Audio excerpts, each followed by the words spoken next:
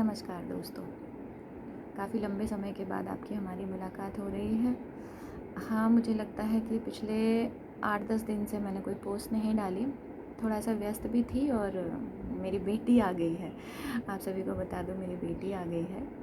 आप सबकी दुआएं हैं, सभी स्वस्थ हैं, किसी को कोई परेशानी नहीं है, तो उसके साथ समय कैसे बीत जाता है पता नहीं चलता। अभी पिछले 2-3 दिन से मैं सुन रही थी कि कुछ विद्यालय और महाविद्यालय जो हैं वो फ़ीस को बढ़ाने को लेकर के चर्चाएं कर रहे हैं। तो मेरे विचार से मुझे ऐसा लगता है कि ये समय उचित नहीं है फ़ीस बढ़ाने का, क्योंकि हिंदुस्तान के हालात किसी से भी छुपे नहीं हैं। सब्जियों और फलों की फसलें किस कदर ख़राब हो रही हैं आपको पता है।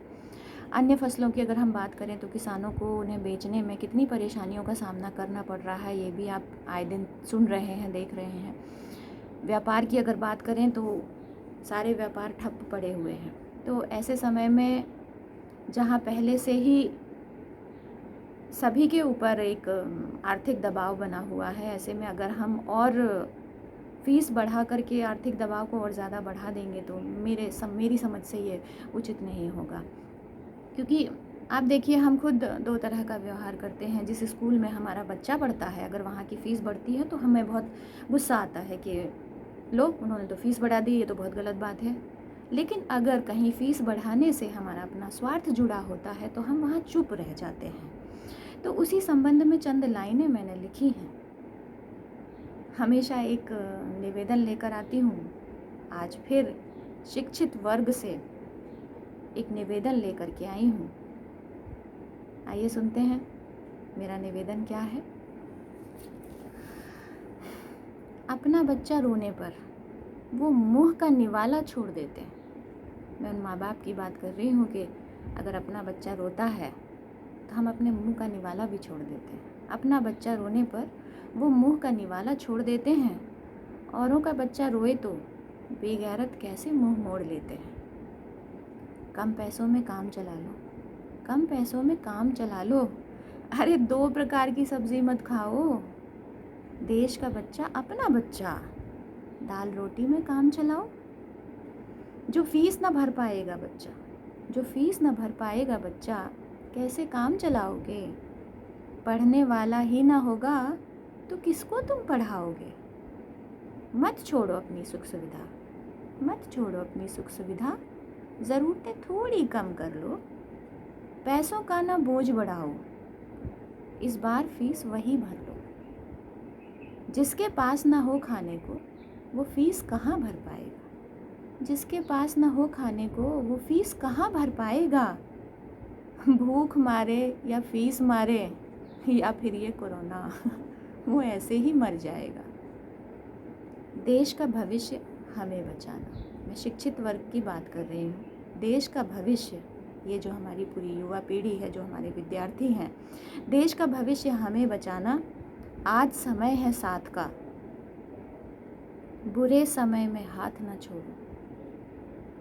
देश का भविष्य हमें बचाना, आज समय है साथ का, बुरे समय में हाथ न छोड़ो। भावी भारत के हाथ का।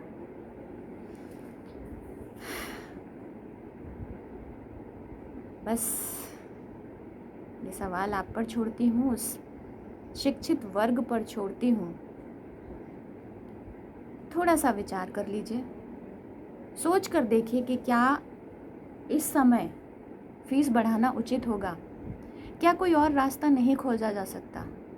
क्या जिस तरह पहले काम चल रहा था थोड़े समय के लिए उसी तरह काम नहीं चलाया जा सकता।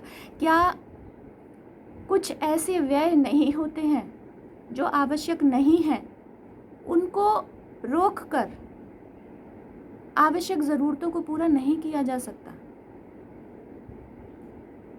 थोड़ा सा सोच विचार कर लीजिए। हर विद्यालय की, महाविद्यालय की, विश्वविद्यालय की अपनी ज़रूरतें होती हैं, वो उसको मैं समझती हूँ। अब वो ज़रूरतें कहाँ से पूरी की जाएंगी, ये भी सवाल खड़ा होता है, क्योंकि जितने भी प्राइवेट स्कूल, कॉलेजेस या यूनिवर्सिटीज़ होती हैं, उनकी हर तरह की ज़रूरत जो होती है वो विद्यार्थियों से आने वाली फ़ीस पर निर्भर करती है।